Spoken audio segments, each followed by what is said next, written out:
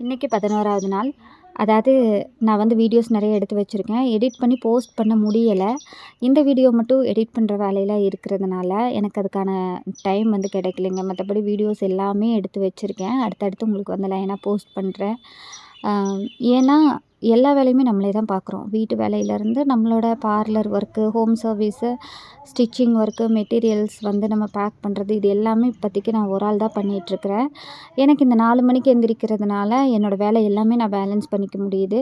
எனக்கு இந்த வீடியோவோட எடிட்டிங்க்கு மட்டும் எனக்கு டைம் பத்துறதில்ல. ஸோ இதை எடிட் பண்ணும்போது நானே தூங்கிடுறேன்னு வைங்களேன். அதான் ஓப்பனாக சொல்லணும்னா அதனால் எனக்கு டைம் கிடைக்கல.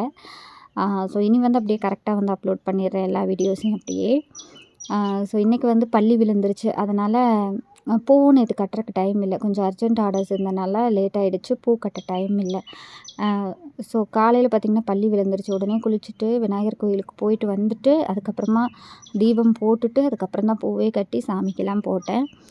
நான் வந்து மனசார எந்த தப்பும் இல்லாமல் நான் சாமி கும்பிட்றேன். அதனால் பூவெல்லாம் போட்டு நெய்வேத்தியெல்லாம் வச்சு அதுக்கப்புறம் தான் தீபம் போடணும் அப்படிங்கிறதெல்லாம் நான் நினைக்கிறதில்ல. பர்சனலாக நான் நினைக்கிறதில்ல.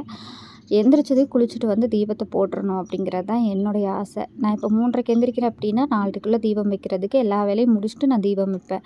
அப்படி இல்லை அப்படின்னா நான் தீபத்தை வச்சுட்டு அதுக்கப்புறமா எல்லா வேலையும் பார்ப்பேன். எனக்கு எல்லாமே பாசிட்டிவாக தான் நடக்குது. ஸோ அதனால் நான் வந்து மனசுக்கு வந்து உண்மையாக நான் வந்து ஆத்மார்த்தமாக இந்த பூஜை பண்ணுறேன்.